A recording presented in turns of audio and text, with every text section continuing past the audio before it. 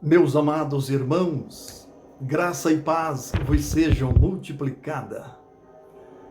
Gratidão ao nosso Deus por todas as dádivas que o Senhor nos tem proporcionado. Dando sequência ao nosso estudo, História da Igreja Primitiva, segunda parte. No Evangelho de São Mateus, capítulo 16, versículos 13 ao 18, Jesus se dirigiu para uma região conhecida por nome de Cesareia de Filipos. E juntamente com ele estavam seus 12 apóstolos e alguns discípulos que também o acompanhavam. E o Senhor os interrogou, dizendo: O que os homens estão dizendo a meu respeito? E responderam-lhe: Alguns dizem que tu és João Batista, outros Elias, outros Jeremias, ou um dos profetas do Antigo Testamento. E Jesus olhou bem para eles e perguntou-lhes: E vós, quem dizeis que eu sou? E respondendo Pedro, disse: Tu és o Cristo, o Filho do Deus vivo. E Jesus lhe respondeu: Bem-aventurado és tu, Simão, porque não foi a carne e sangue que te revelou, mas meu Pai que estás nos céus. E eu te digo que tu és pedra, e sobre esta pedra edificarei a minha igreja, e as portas do inferno não prevalecerão contra ela. E te darei a chave dos céus, e tudo o que ligares na terra será ligado no céu, e tudo o que desligares na terra será desligado no céu.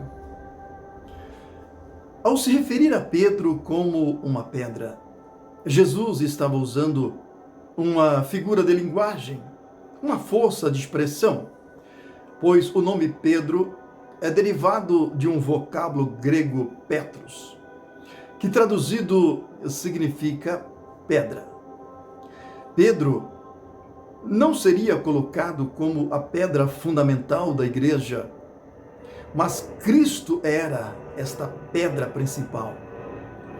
Jesus viu em Pedro o perfil de um grande líder para encabeçar a liderança da igreja que seria inaugurada no dia de Pentecoste.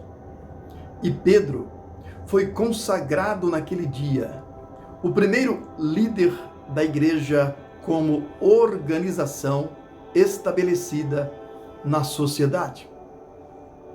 E no dia da festa de Pentecoste, Jerusalém estava sendo visitada por pessoas de várias nações, gente de língua estrangeiras.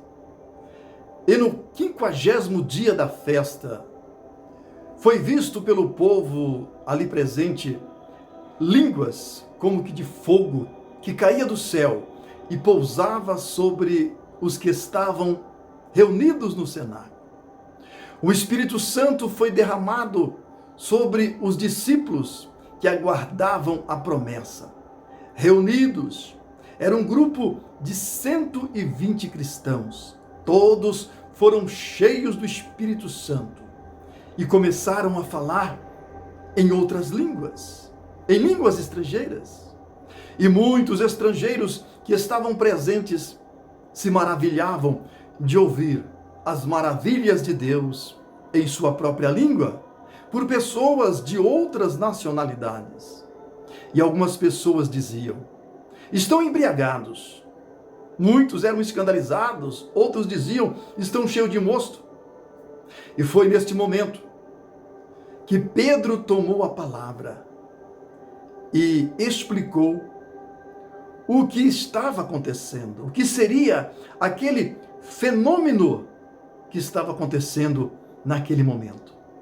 Vamos ler a pregação de Pedro em Atos capítulo 2, versículo 14 ao 21.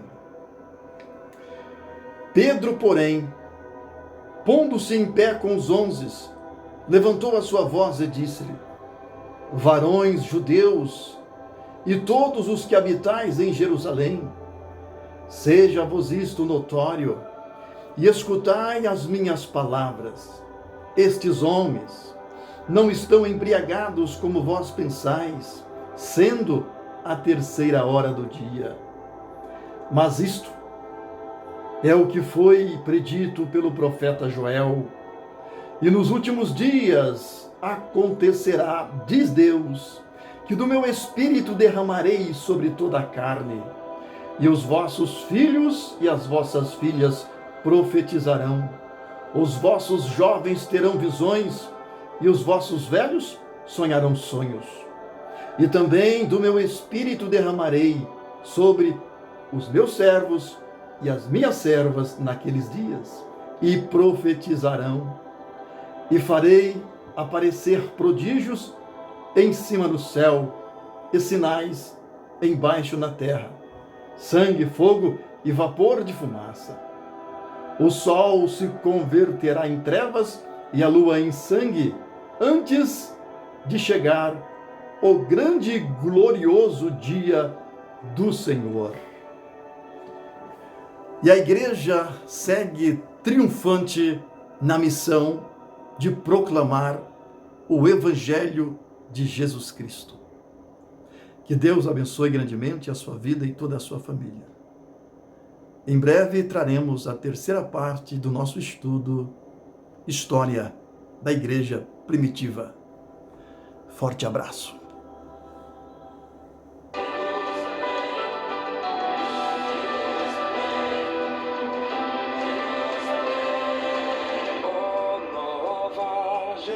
Jerusalém, sem gigantes pra expulsar.